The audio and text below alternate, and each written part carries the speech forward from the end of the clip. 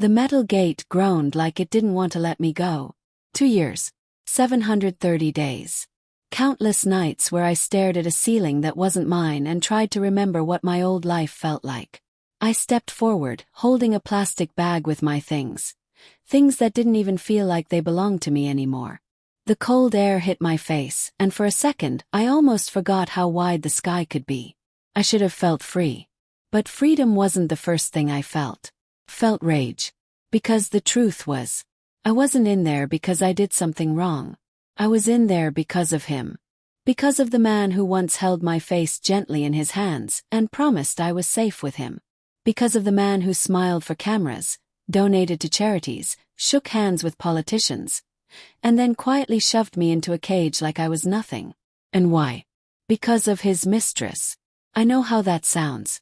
Like a messy love story, like gossip, like some dramatic rumor. But this isn't a rumor. This is my life. He didn't just cheat. He didn't just lie. He made sure I vanished. He took 2 years of my life, and he thought he'd taken my voice too. I looked toward the parking lot. There was no one waiting for me. No family line, no hugs, no balloons. I didn't expect any. But I did expect one thing. Sign. A sign that my plan was still alive. Then I saw it. A dark car parked far from the gate. The windows were tinted, the engine running. For a moment I thought it might be his. That maybe he came to see if I'd crawl out broken. My heart hammered. I took a slow breath and forced my legs to move. Step by step. I wasn't going to run. I wasn't going to look scared. Because today wasn't just my release day. Today was the start of his fall. I reached into the bag and touched the one thing I kept safe for 2 years. Something no guard ever found. Something I replayed in my mind every time I felt myself slipping. Name. Date. Promise. And as I walked away from the prison gates, I whispered the only sentence that kept me alive in there. He took 2 years of my life. And the day I walk free is the day he falls. But I didn't know yet how fast that fall would come. Or how ugly the truth would be once it finally reached the light. Before all of this, my life looked perfect from the outside. I was the wife of Victor Hale. You might not know his name, but you've seen his company's buildings. You've seen the logo on billboards, the sponsorships, the big smiling interviews where he talked about hard work and integrity. People adored him. And for a while, I did too. I met Victor when I was 26. I worked in finance not because I loved numbers but because I loved control. I loved knowing where things were, how they moved, what was real and what was fake. Victor loved that about me. At least he pretended to. He swept me into his world fast. Fancy dinners. Trips that felt like movies. Big promises. And that look in his eyes, like I was the only person in the room. Then we got married. And slowly, like a crack in glass, I started noticing things. Late nights, secret calls, quick moods. He'd hold me with one arm while texting with the other. And every time I asked, he'd smile like I was being silly. Business, he'd say. Stress, he'd say. Don't worry, he'd say. I wanted to believe him so badly. Then one night I was looking for a file on his laptop. Something simple. A tax form he promised he'd send our accountant. And I saw it. A folder with a name that didn't belong there. Lena. At first I thought it was an assistant, project, client. But when I clicked, I didn't find contracts. Found messages. Flirty ones. Then explicit ones. Then ones that made my stomach twist. And the worst part. They weren't new. This wasn't one mistake. This wasn't one weak moment. It was a whole second life. The next day, I confronted him. I still remember how calm he looked. Not scared. Not guilty. Just tired. Like I was an inconvenience. He sat on the edge of our bed, loosened his tie, and said something that changed everything. You weren't supposed to see that. Not, I'm sorry. Not, I messed up. You weren't supposed to see. I told him I wanted the truth. I told him I wanted a divorce. I told him I was done being lied to. He didn't yell. He just stared at me for a long moment. And then he said quietly, "If you walk away, you'll regret it." I laughed at the time. Because what could he do? He was powerful, sure. But I was his wife. I knew the inside of his world. I knew his numbers, his habits, his patterns. I thought that meant I had power too.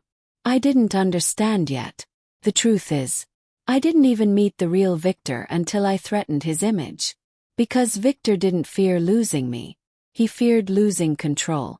And when a man like that feels threatened, he doesn't just break your heart. He breaks your life. It happened fast, like a trap snapping shut. 2 weeks after I said the word divorce, my bank account was frozen. 3 days after that, I lost access to my work email.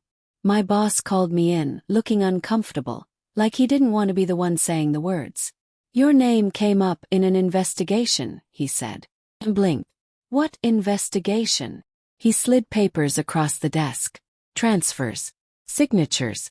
Counts I'd never seen. My name was on everything. I felt my face go cold. This is fake, I said immediately. This isn't me. My boss didn't argue. He just looked away like he'd already been told what to believe. The same afternoon, 2 men in suits showed up at my door with a warrant. I remember the sound of my own heartbeat as they walked through my house, opening drawers, lifting couch cushions, taking my laptop. And all I could think was, Victor. I tried calling him. Straight to voicemail. Then I got a text. 1 sentence. Stop making this hard. That's when the panic became something else. Became clarity. I knew he was doing this. I knew he had planted a story so clean, so official, that the world would swallow it without chewing. Found out later how. Victor's mistress, Lena, worked in his company's accounting department. She wasn't just a side romance. She was useful, quiet, loyal. Together, they built a narrative where I was the angry wife trying to steal from him. And the scariest part, people believed it. The police didn't treat me like someone confused.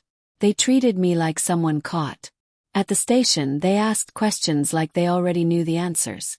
Why did you move the money? Who helped you? How long have you been doing this? I kept saying, I didn't do it. Over and over. But it didn't matter. Because when you're standing in front of the law, facts aren't always what matter. Stories matter. And Victor controlled the story. My lawyer was useless. A man Victor recommended. A man who kept telling me to be reasonable. He pressured me to accept a deal. Victor is willing to be generous, he said, like that was supposed to comfort me. You'll serve a short sentence, and then you can move on. I looked at him and realized something that made me sick. This lawyer wasn't mine. He was Victor's. The day of my hearing, Victor finally appeared.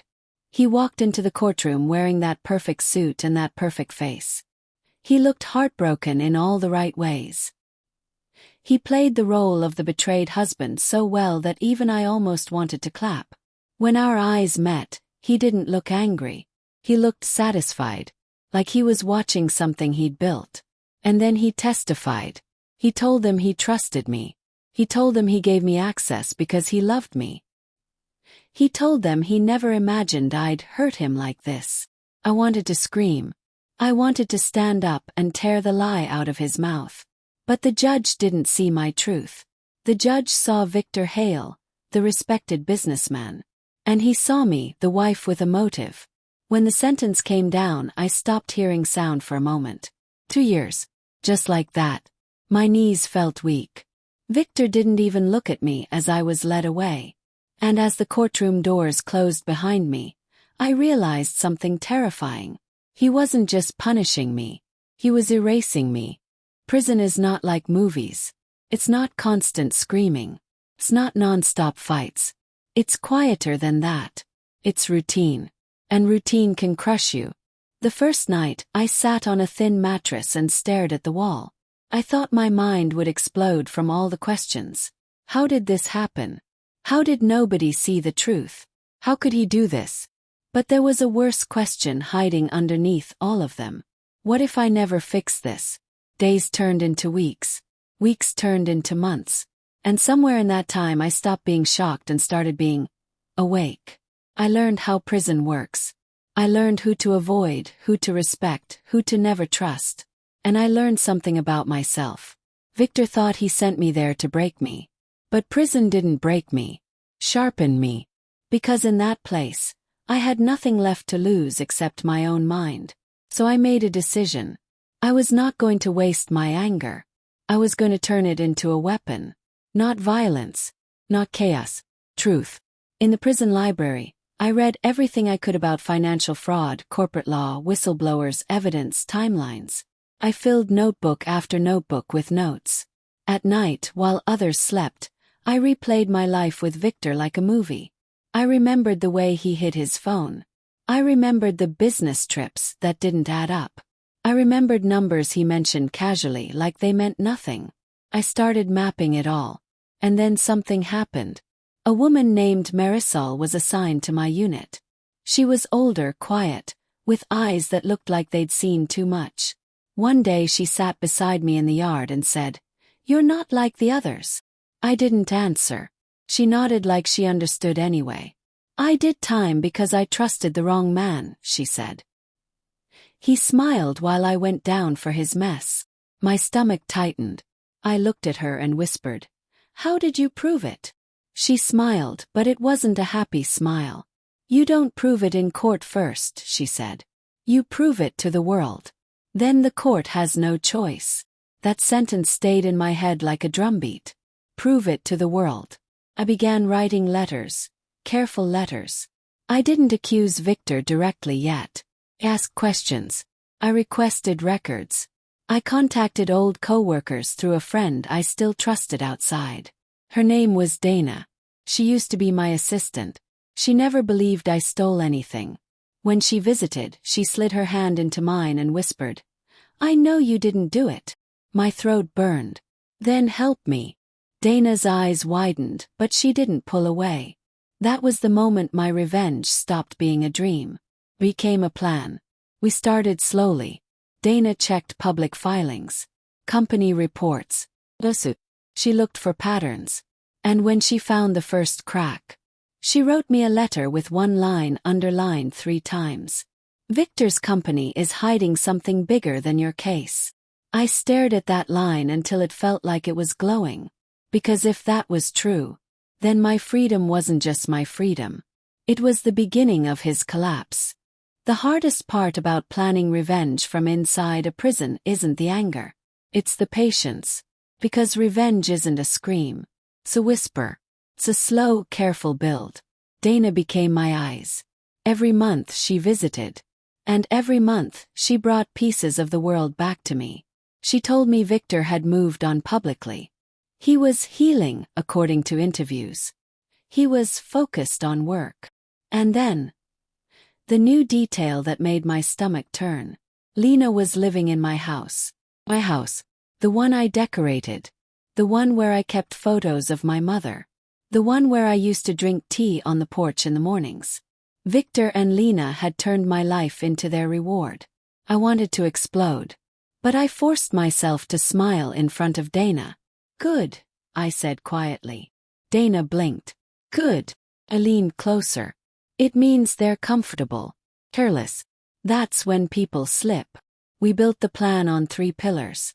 1. Proof that I was framed. 2. Proof of Victor's larger crimes. 3. A public story so solid that it couldn't be buried. I remembered something from our marriage. Something Victor used to brag about after a few drinks. He once told me, laughing, "The trick is to move money in ways that look boring." At the time I thought he was talking about legal tax strategies. Now I wondered, what if he wasn't? Dana started looking into shell companies connected to his business. Small vendors with big payments. Consulting firms with no website. Addresses that led to empty buildings. Each discovery felt like turning over a stone and finding something crawling underneath. But we needed more than suspicious patterns. We needed a smoking gun. Then, 6 months before my release, Dana came in with a different expression on her face. Nervous. Excited. She leaned in and whispered, "I found a name." I felt my body go still. "Whose name?" "Elliot Crane," she said. The name hit me like lightning. Elliot Crane was Victor's former CFO. He disappeared from the company right before my arrest. Victor told everyone Elliot retired early. Dana shook her head. He didn't retire. He ran. She told me she tracked him down through an old contact.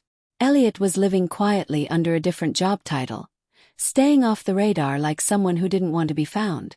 Dana had sent him a careful message, saying she had information about Victor's finances. First he ignored her.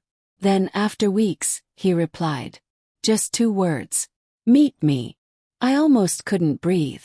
Because Elliot Crane wasn't just a witness. He was a key. If Victor's CFO ran, it meant he knew something dangerous. Dana met Elliot in a public cafe, recorded the conversation legally. No sneaking, no tricks, just transparency. Elliot didn't confess everything right away. But he said enough. He said Victor had been moving money through fake vendors for years. He said Victor had people on payroll whose only job was to cover tracks. And then Elliot said something that made my hands shake when Dana told me. He framed you to protect himself, Elliot said. You were the clean scapegoat. The perfect shield. My heart felt like it was cracking open. I wasn't just collateral damage. I was a strategy. Dana asked Elliot if he would testify. Elliot laughed without humor. You think the court will protect me, he said. Victor owns too much. Dana told him something I had told her. Then we prove it to the world. Elliot went quiet. And then, he agreed. Not because he suddenly became brave, but because he finally understood. Victor was going to destroy anyone who knew too much. Sooner or later, he'd come for Elliot too. And that meant our plan had reached the point of no return. Now all we needed was my release. 'Cause the day I walked free, we were going to pull the curtain back. When I finally stepped into the outside world again, it didn't feel warm. Felt sharp. The streets were louder than I remembered. People moved fast, laughing, scrolling, living. Like my 2 years had never happened. Dana picked me up from the prison. She hugged me so tight I almost forgot how to breathe. You're really here, she whispered. I nodded, but my eyes were already scanning the world like it might attack me. Because in a way it could. Victor didn't stop being powerful just because I was free. He was still out there, still smiling, still sitting on top of the story he built. For the first week, I stayed in Dana's apartment. It was small, clean, safe. But even there I couldn't sleep. Every creak of the building made me sit up. Every unknown number that called Dana's phone made my stomach tighten. Victor had trained me to expect danger. Dana showed me messages she'd been collecting. News articles about Victor's company growing. Photos of Victor and Lena at charity events, looking like they were the new perfect couple. Lena wore a necklace once that I recognized instantly. It was mine. I felt something in me go quiet. Not sadness. Not jealousy. Just cold focus. Dana placed a folder in front of me. This is everything, she said. Inside were documents, timelines, Elliot statements, vendor lists, transaction records, and something else. Copy of my case file.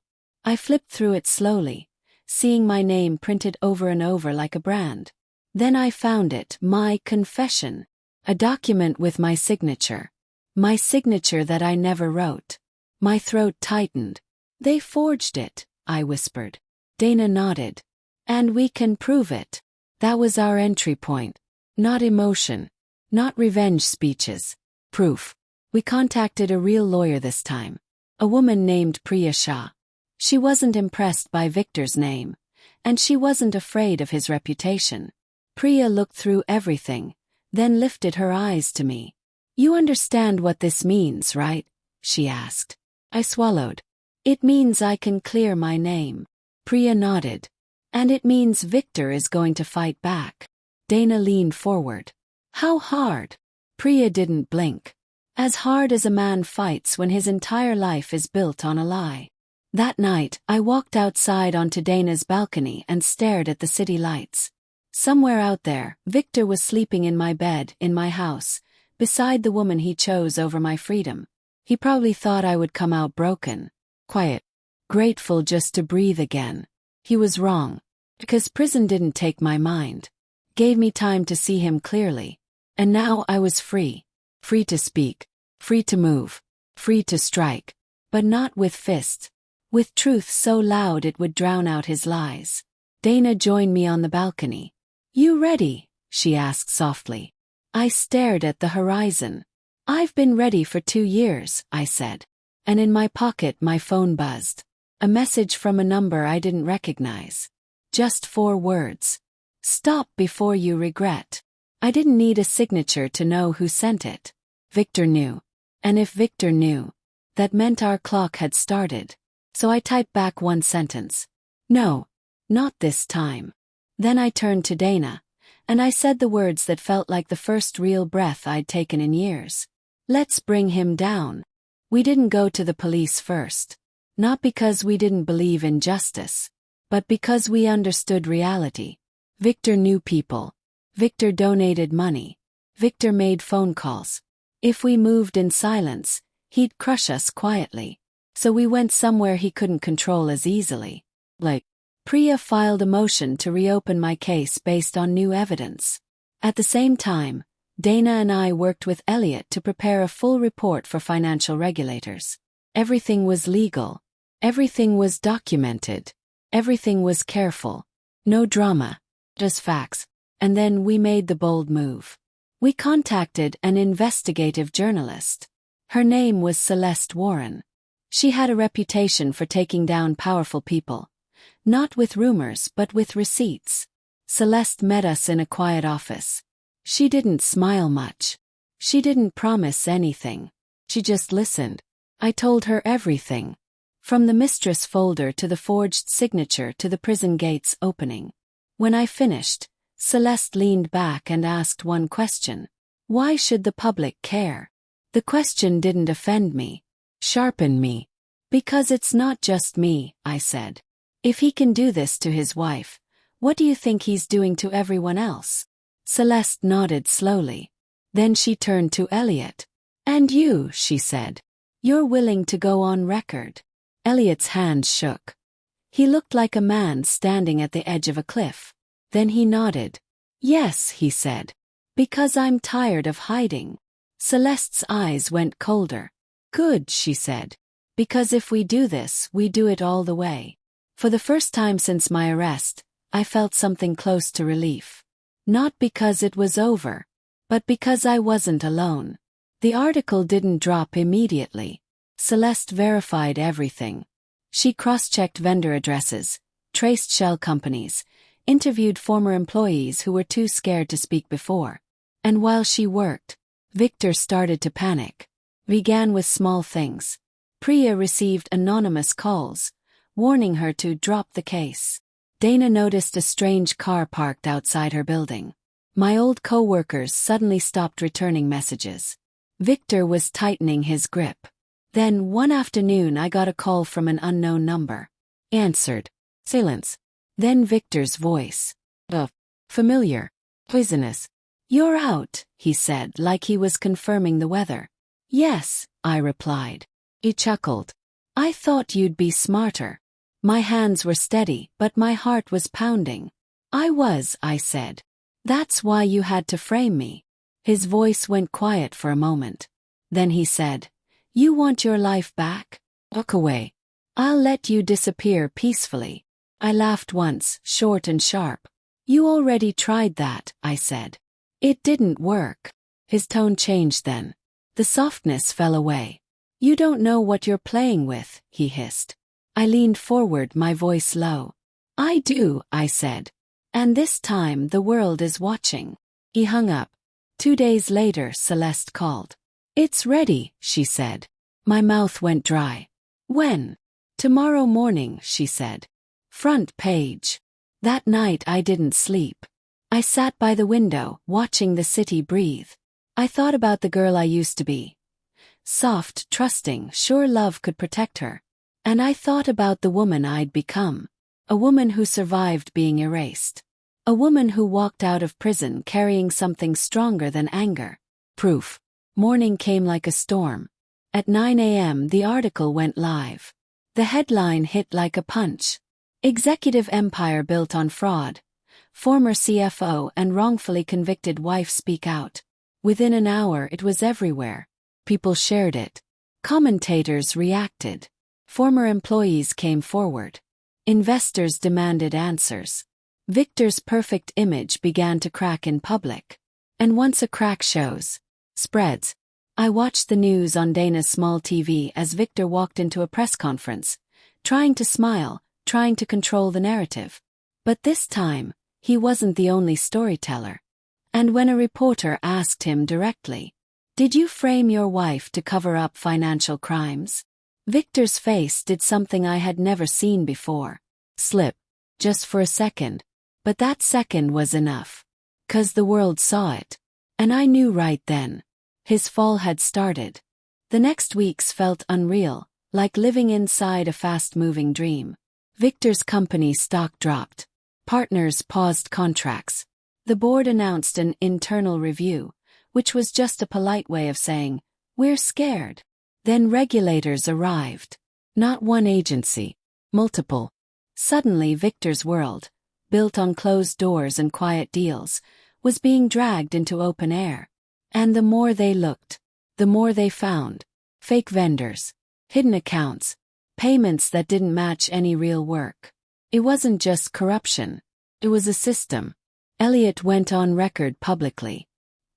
He sat in an interview, pale but steady, and explained how Victor controlled everything through fear. Then other voices joined. A former accountant. Project manager. A receptionist who remembered seeing documents shuffled at midnight. Pieces of the puzzle clicked into place. And the biggest piece. My case. Priya brought the forged signature to court. A handwriting expert confirmed it. Digital records showed unusual access to my accounts, access that traced back to a device registered to Victor's office. The judge looked at the evidence, and for the first time I felt like someone in power was actually seeing me. Not as a headline. Not as a scandal. As a human being who had been wronged. When the judge overturned my conviction, I didn't cry immediately. I just sat there, numb, listening as the words I'd waited 2 years for finally landed in the air. Wrongfully convicted. Those words didn't give me back my time. But they gave me back my name. Outside the courthouse, reporters shouted questions. "How do you feel? Do you forgive him? What's next for you?" I looked into the cameras, and my voice didn't shake. "I want people to understand something," I said. "This wasn't just about cheating. This was about power." He thought he could erase me to protect himself. And he almost did. Then I said the line that became a clip shared everywhere. But lies don't last forever.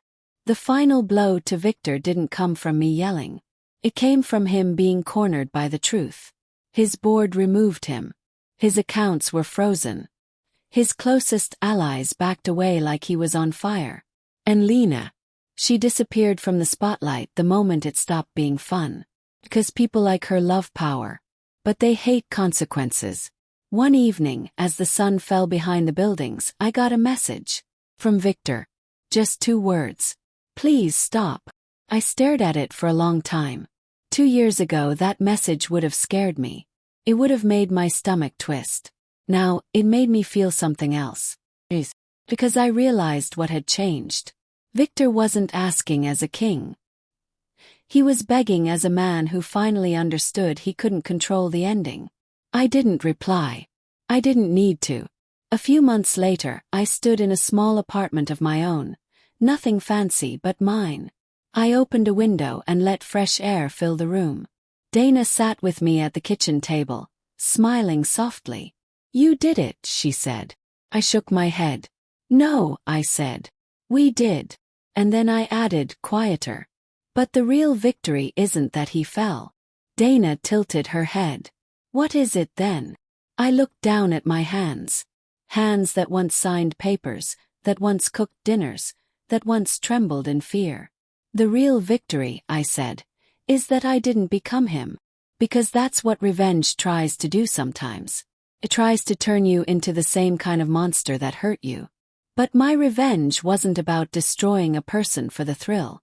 It was about exposing the truth. It was about justice. It was about reminding the world, and myself, that even if someone takes years from you, they don't get to take your soul. So if you're listening to my story and you've ever felt powerless, remember this. You don't need to shout to win. You don't need to become cruel to be strong. Sometimes the most powerful revenge is simple.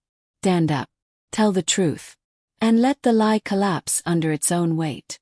'Cause the day I walked free was the day he fell. And the lesson I learned, no matter how high someone stands, the truth can always reach them. Always.